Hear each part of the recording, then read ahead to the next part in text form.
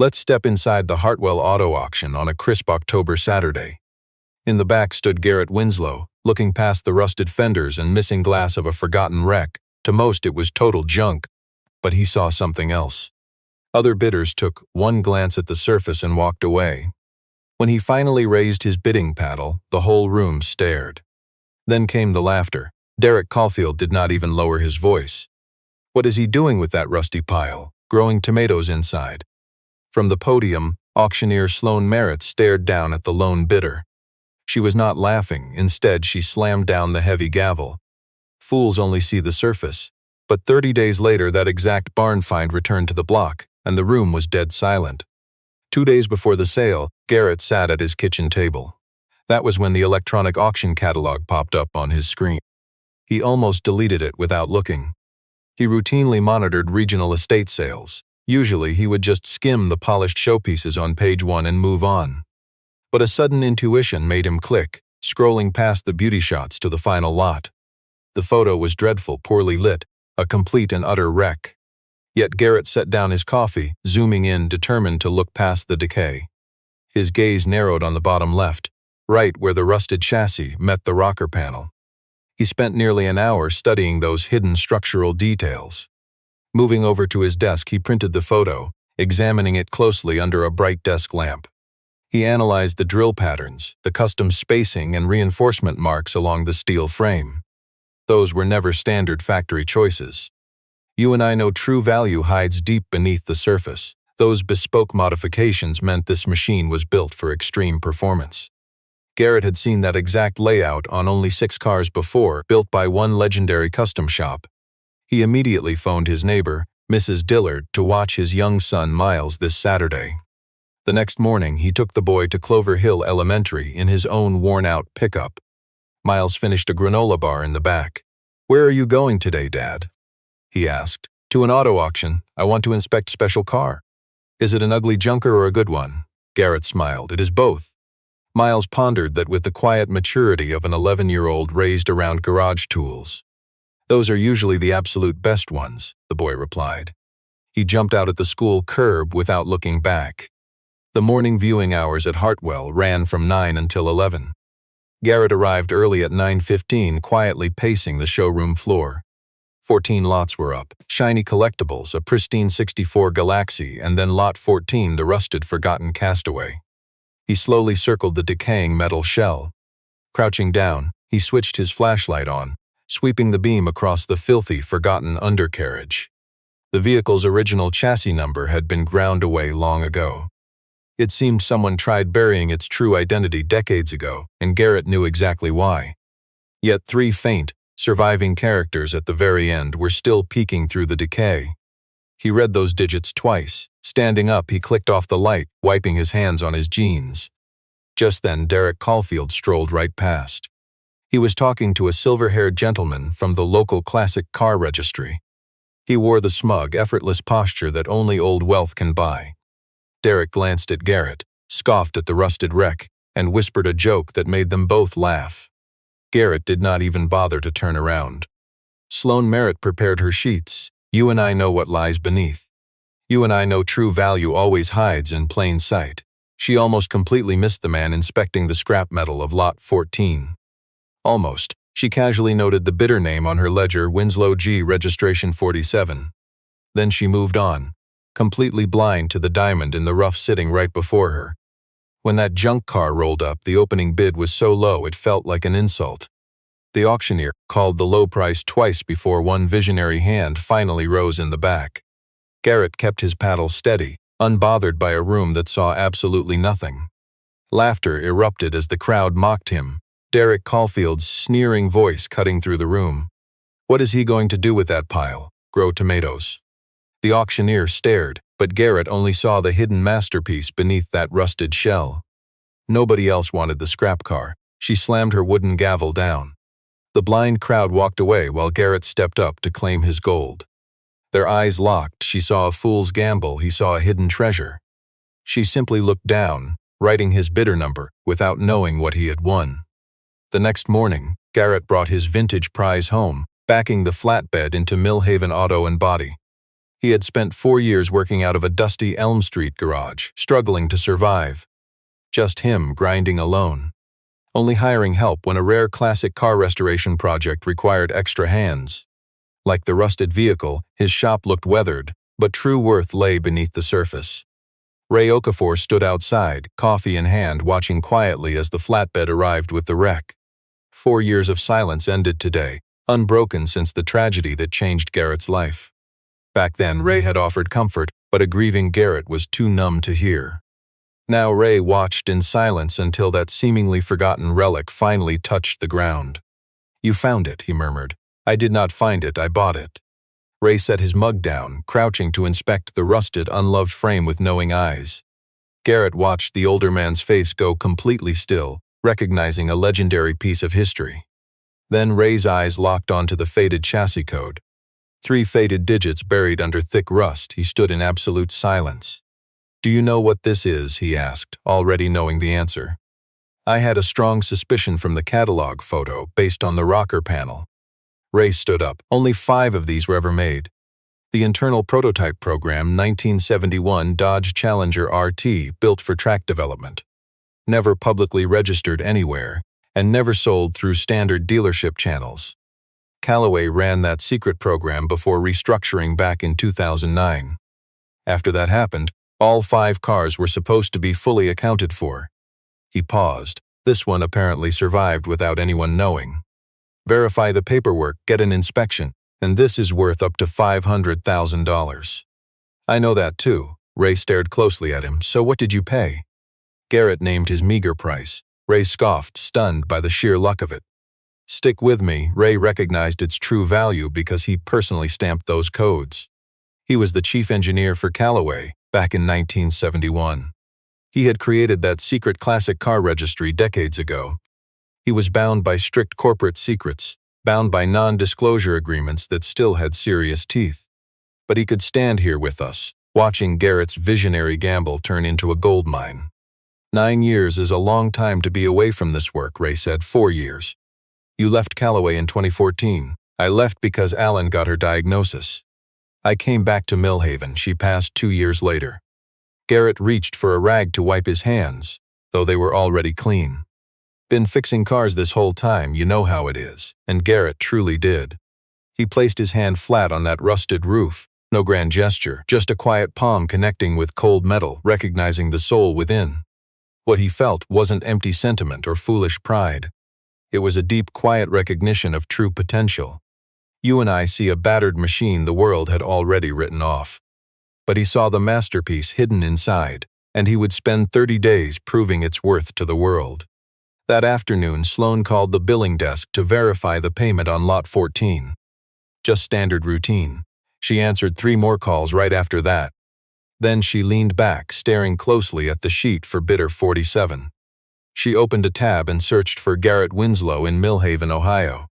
A small auto shop on Elm Street, website built in 2015. Nothing fancy, just a few photos and reviews praising his honest, masterful work. That was all. She closed the tab but left the window open. Back in his garage, Garrett grabbed the wall calendar and counted the days. 30 days. He hung it up, walked over, and started listing what he needed. 30 days was just enough time if he skipped sleep entirely. The first week meant tearing down that battered shell. Picture it, every panel stripped, lines cut, the interior gutted to bare metal. Garrett labored from 6 in the morning until past midnight, eating cold meals at his workbench. Between daily repairs, he called classic car suppliers across Kentucky, Tennessee, and Michigan. He wrote down hard-to-find part numbers on a pizza box and taped it to the wall. He bought rare chrome trim from a Nashville dealer who kept it boxed up, blind to its true worth. Online, he tracked down the exact vintage carburetor he needed. He drove to Dayton on a Wednesday night to haul the piece home in pitch black. His young son, Miles, spent Tuesday and Thursday afternoons hanging around the shop. He would drop his backpack behind the desk, spin the chair, and start on his schoolwork. The boy kept quiet while doing his homework. A quiet focus he inherited directly from his father. But after 20 minutes, he would finally look up and ask, "What color are you painting it?" From deep under the chassis, Garrett answered, "The original color." What was the original? Garrett slid out to face him, plum crazy purple. Miles made a sour face. Is that actually a real color? Straight from the factory. That is the worst paint name I have ever heard. Dodge named it. Well, Dodge was wrong. Garrett laughed softly. The laughter surprised him. It was rare to feel things come so easily. He slid back under. Exactly 1 week in, an unexpected visitor pulled up out front. Sloane stepped inside with a clipboard and a sharp, questioning gaze. Garrett just opened the door. Come in. He did not even ask her purpose. She explained they tracked what happened to specialty cars after they left the auction block. It helped guide their pricing.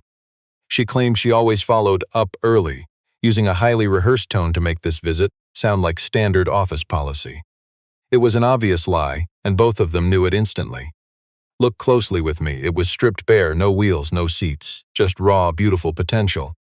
You and I know real value hides deep. Sloane kept her face completely neutral. Garrett showed her the rusted junk, separating useless scrap from pure potential. He spoke fast and clear, like a man who saw the masterpiece under the dirt and needed no approval. Still, he politely explained the true worth of this neglected treasure. She saw him hold the rusted steering column like it was fragile glass. To him, it held the car's soul. She realized he wasn't guessing. He saw the unmatched potential inside that wreck. He was just reading a story he already knew by heart. Do you plan to sell this after the restoration? She asked. Our auction could list it, she offered. Not sure. She wrote that down. It wasn't the direct answer she expected, but it confirmed the hidden value she suspected. That realization shook her neat, safe world. Walking away, she looked back one last time. He was already back to work on his vision, framed by the bright garage lights. She flipped her clipboard and quickly scribbled. Buyer sees true value. Do not underestimate his vision. Follow up. She underlined those last words. Then she stared, amazed that a simple junk buyer had such deep, undeniable vision. By day 10, rumors reached Derek, floating through the luxury car club's shallow, status-obsessed gossip mill. Just the typical way idle gossip spreads through quiet towns. Someone drove past that humble little shop on Elm. They heard tools clanging and whispered about it over dinner. The poor single dad was reportedly turning a useless eyesore into gold. You and I know arrogance is blind to real potential. Derek laughed and sent a thug named Holt. Holt showed up Thursday morning, holding a flashy business card and delivering a slick pitch about rich buyers. Garrett was busy working. In his dusty shop, he heard the chime and stepped forward, wiping his hands. Not for sale, Garrett said before Holt could even finish. Holt kept pushing, offering quick cash to avoid auction hassles and matching what he called fair market value. But his greedy eyes never left the back of the shop. The hidden treasure sat under a gray tarp, completely concealing its true potential. Garrett blocked the pushy salesman from his masterpiece. Not for sale, he repeated quietly. Defeated, Holt left. Garrett watched the luxury car drive down Elm and disappear from view. Later that evening, Derek called Sloane directly. He only had her number because she had foolishly shared it with him years ago. Back when his money intimidated her, before she knew how to set professional boundaries. He spoke in that fake, friendly tone rich men use when they expect to take whatever they want. He demanded the private technical files from her exclusive auction records, the vehicle identification numbers, and any rare paperwork the buyer had provided. Sloane refused, telling him that internal files were strictly confidential. Derek threatened her, boasting that he spent $400,000 every year at her auctions. Unmoved by his wealth, Sloane calmly told him she had already given her answer. She hung up. You and I know money can't buy vision or character. She sat perfectly still. She hadn't warned the dedicated father about Derek sniffing around. She didn't know if she should get involved, or how to explain the rich dealer's greed. She opened the auction files and privately saved the humble builder's number, entering his name as Winslow Lot 47. On day 18, she went back to that modest garage, leaving her corporate clipboard behind. She parked on Elm, stepped inside, and told a little lie about just passing by. He just quietly studied her. Then his eyes drifted down the dead-end road, past his driveway, toward a rusted fence 200 yards away. Turning back to her, he silently threw the garage door wide open, inviting her inside. Let's look past the surface. To most, it was just gutted metal, raw, unfinished, and worthless. Garrett was carefully mounting a tiny part onto the raw engine block. Squeezing his hands into the greasy, tight frame, he muttered without looking up, "Hold this." Sloane carefully set her nice bag aside. Stepping closer, she held the greasy part exactly where he pointed while he tightened the bolt down. They stayed like that in total silence for 3 minutes, her hands holding the future steady. His calloused hands moved around hers, the quiet metallic clicks echoing through the dark workshop. Once the piece was secure, he simply whispered, "Thank you." Sloane lingered, leaving her expensive bag on the dirty floor. By night 22, with his son away, the garage felt heavy with that deep, lonely silence. The old rafters creaked, but the real quiet was the heavy weight of doubt in his chest. Slumping onto the freezing concrete, he leaned his back against the rusted driver's side door. With legs stretched out, his eyes searched the dark rafters. He wasn't defeated, just a father running the brutal numbers of a dream in his head, pitting his debts against his remaining life savings, trying to make the hopeless equation work. Tucked away on a shelf right above the dusty bins was a faded photo protected by a small wooden frame.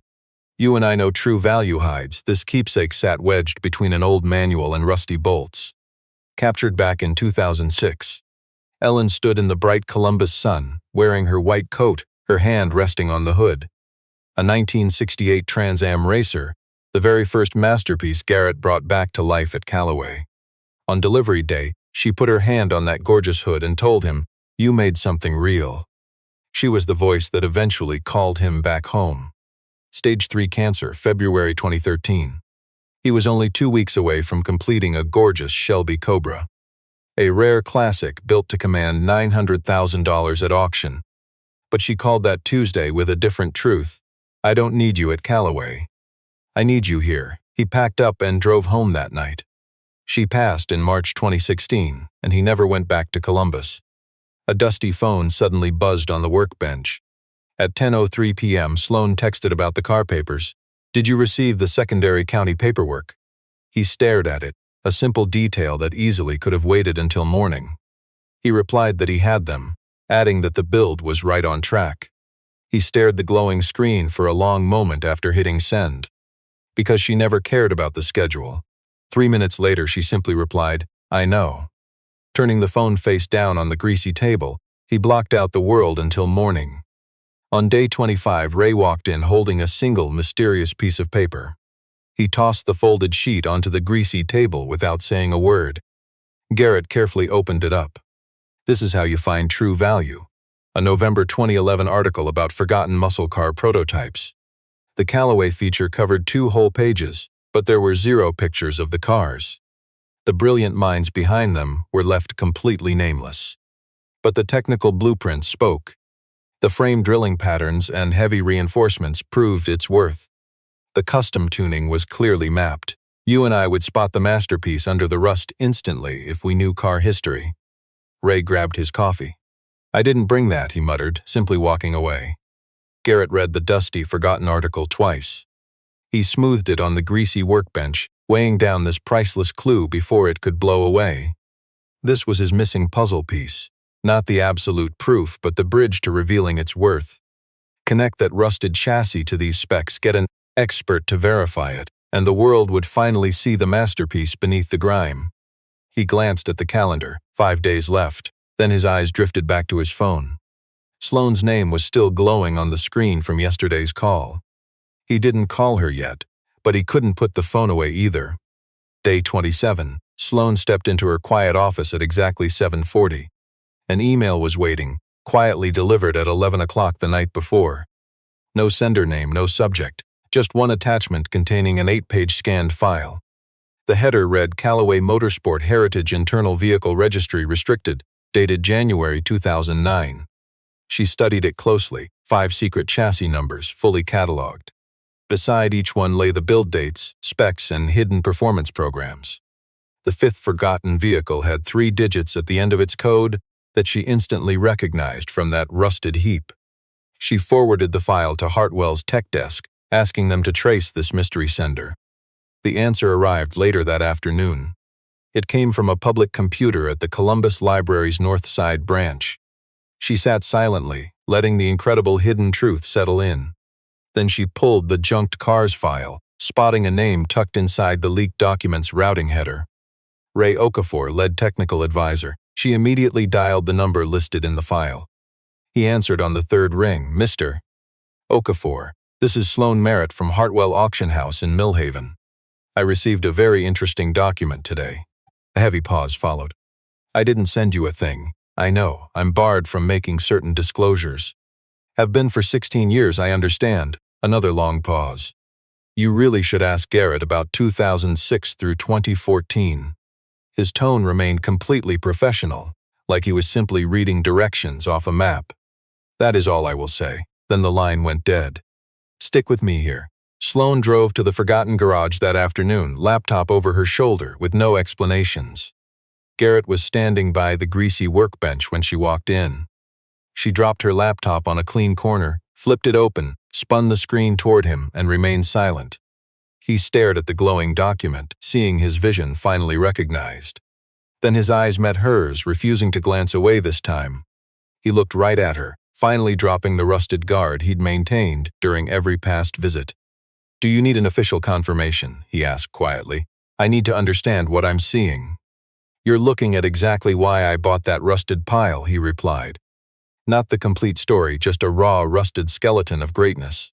15 years at Callaway, over 60 restored masterpieces, and auction prices so high they made deep-pocketed collectors go dead silent. He explained walking away in 2014 and the painful reason why. He finally told her about Ellen. You and I know real value doesn't always shine. He spoke without theatrical grief, just a man carrying a heavy rusted burden. He spoke softly, explaining choices that looked like madness to anyone who couldn't see the masterpiece hiding underneath. Sloan just listened. Uncovering true potential always took time. Her gift was seeing past the rough exterior, and tonight she heard the truth loud and clear. As his voice faded, she gazed at the forgotten wreck. The rebuilt panels were mounted. New paint went on in slow, careful layers. She never guessed how wild purple paint could transform rusted metal, proving her doubts were entirely wrong. It wasn't cheap.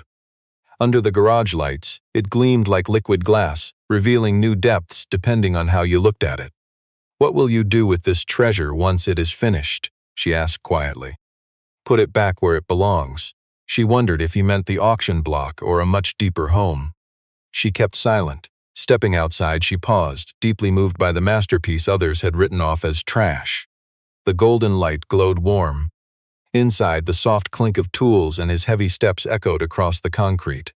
Standing in that freezing lot, she realized a truth about true potential that we so often forget. She was finally seeing the true magic, not just calculating resale profits. Simply loving the soul of a classic, the way she did before the business jaded her. She drove home through the dark, trying to process that pure, forgotten feeling. By the 29th night, the neglected scrap car was completely reborn. Garrett leaned back, arms crossed, admiring the hidden masterpiece he had brought to life. Its tires were set, and the flawless paint gleamed rich and deep under the lamps. Rare, genuine chrome trim tracked down with sheer determination sparkled under the ceiling lights. The classic interior was fully restored, complete with genuine seat fabrics and flawless original dashboard parts.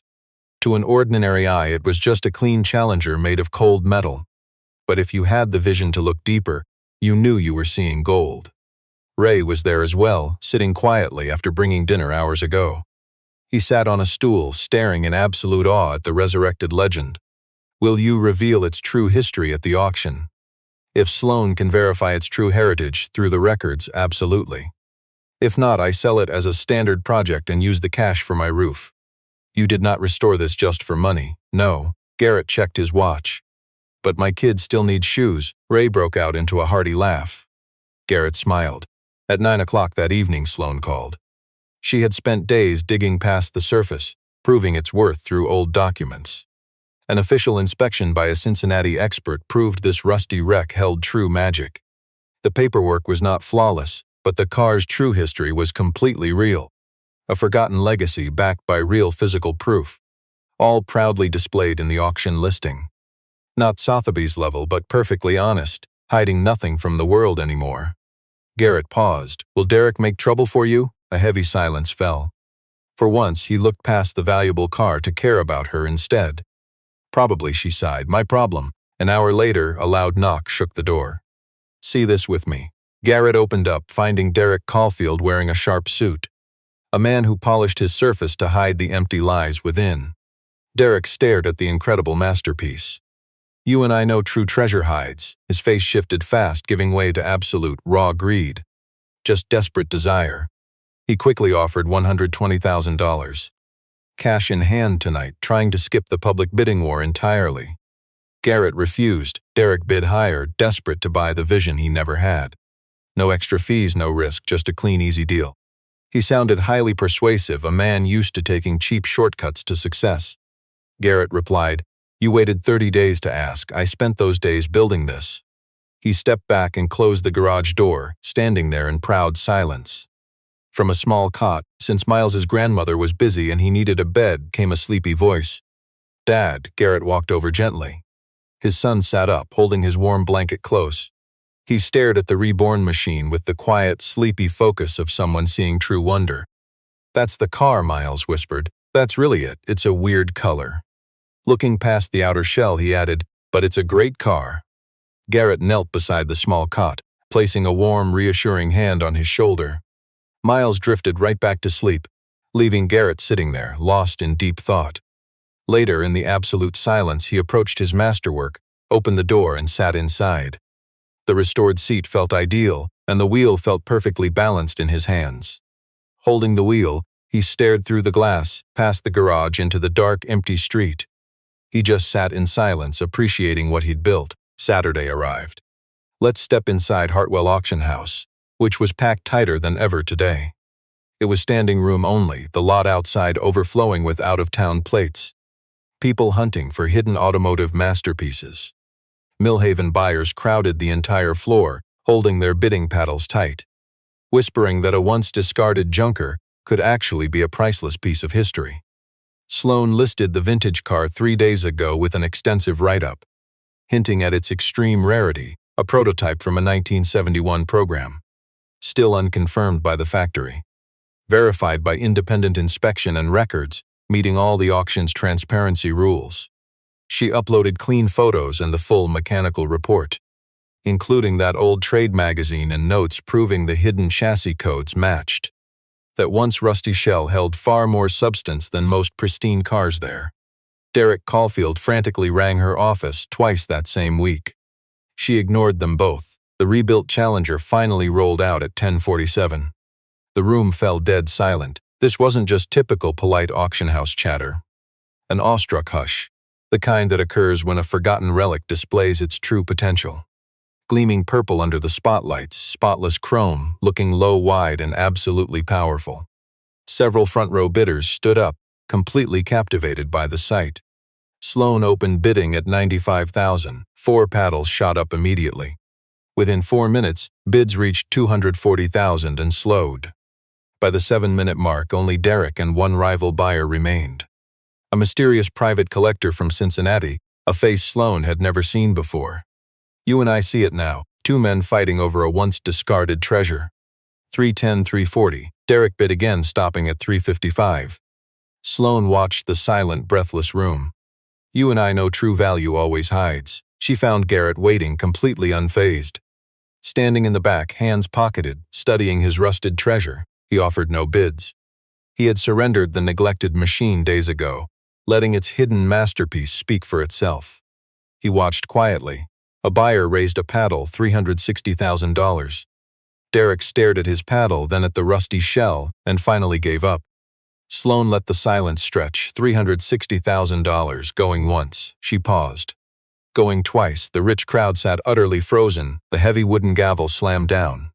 Applause broke out, scattered at first, then echoing through the shocked auction room. Derek stood up from his expensive seat, heading for the exit in complete silence. He did not rush or pause. The wealthy elites just watched him leave. Sloan wrote down the massive winning bid and quickly signed the official document. Looking up, she saw Garrett staring back through the crowd. He was not smiling. He had the calm eyes of a father who let a supposedly worthless wreck do the talking. She locked eyes with him for a brief second, then looked back down. She felt a sudden change in the atmosphere, though she could not explain why. Over the next 30 minutes, the room slowly emptied out. Garrett finished the sales contract, subtracting the auction house fee from his massive payout. $306,000.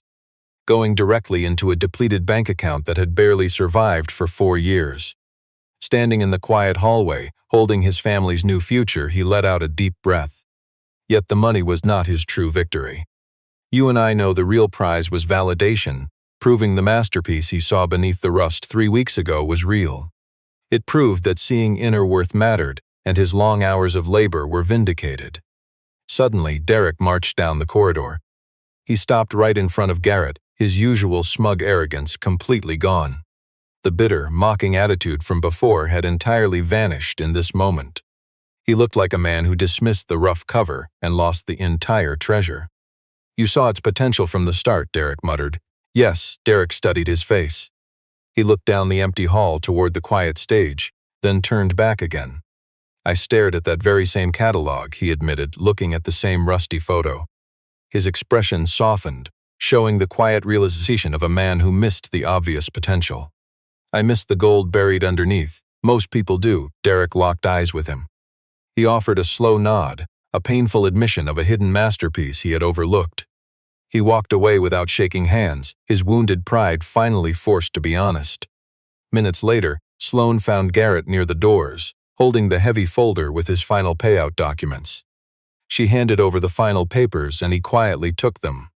"You hid your automotive history when I first asked about that rusty shell," she noted. "You did not ask. I looked up your history, I know." She paused. "When did you realize?" He answered instantly. "The very first time you stepped inside my messy garage. You asked about the specific valve setup inside a rare prototype engine. No one asks that unless they are already looking for hidden depth."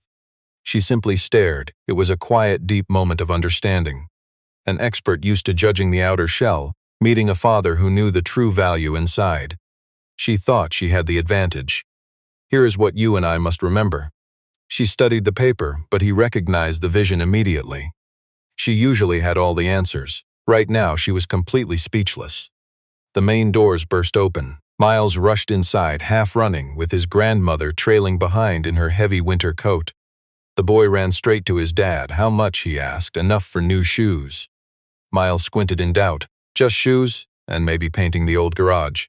The boy weighed the real value, finally deciding it seemed fair. Then he studied Sloan. It was the unfiltered judgment of an 11-year-old who sees the true worth right in front of him. "You are the one who sold my dad's car," he stated. "I just held the gavel," she replied. Miles pondered this deeply. "That is actually more important." Garrett looked at her. His rough exterior finally cracked, revealing a genuine warm smile hidden beneath it. 2 weeks passed. Picture this with me. That dusty Elm Street garage held a very different kind of vehicle. A '68 Mustang, rough outside but begging for a complete interior restoration. Just simple, honest restoration work. A job for a retired teacher who loved this beaten-up ride, hoping Garrett could revive it for 20 more years. Garrett was working underneath the chassis when Ray's truck rolled into the dirt lot. Ray strolled in and claimed an uninvited seat on the shop stool, making himself right at home. "Calloway reached out," he announced. Garrett slid out from beneath the rusty frame and just stared up at the ceiling. "They tracked down the sale," Ray added. "Nobody is pressing charges. The title is spotless for 30 years, so there's no legal claim. Still, they want to chat. They want to know if you would consider returning to work for them." He hesitated. Maybe consulting or perhaps something much bigger. Garrett studied the Mustang's worn undercarriage, seeing past the rust, and slowly sat up. "What did you say?" "I told them I would pass the message." Ray stayed silent. Ray knew how to let silence linger, a skill learned from letting rough men find their true value when left unpressured. You and I know true value rarely announces itself. Garrett just heard another car pull up outside. This was not Ray's rumbling old truck. A car door shut and footsteps echoed on the concrete. He recognized that sound instantly. Sloan strolled in without knocking, having finally abandoned that useless old formality. Empty hands, no shiny clipboard, no designer bag, and absolutely no polished professional armor. She stood directly in the center. Wearing her coat, she looked down at Garrett, who who sat beside the rusted shell of the Mustang. "Callaway phoned the main office," she said, "checking if the car's hidden history was authentic for their files." "I know." He stood up slowly. "Ray just mentioned they were wondering if you wanted your old job." She studied him, looking past the grease. "They asked me." Garrett fell completely silent. "They asked you? Well, they called whoever understood your true worth right now." A brief, heavy silence fell over them. "No idea why I admitted that." The dusty garage fell completely silent again. "You and I can see it wasn't a bitter standoff, but two souls recognizing the same hidden truth. Finding the exact same precious realization at the exact same second is something else entirely." "Want to see what else I dragged in?" Garrett asked. It wasn't a smooth, romantic line. It was the raw hope of a discarded man, desperate to offer something truly worth staying for. Sloan admired the rusted Mustang. 68 interiors. What kind of fabric did they use? "Are you asking because you care about the car, or because you want to stay?" She looked deep into his eyes, both. Garrett finally stood tall. His calloused hand reached out, not for a formal shake but as a quiet guide. An invitation drawing her deeper into a space others had already written off. Sloan trusted his vision, walking past piles of discarded junk toward the back of the garage. Low October sun cut through the heavy dust, shining a spotlight on what others ignored. Long shadows on cracked concrete hinted at a greatness waiting to be restored. We both know most folks only saw a worthless pile of scrap. But real value is always found by those who see beyond the rust.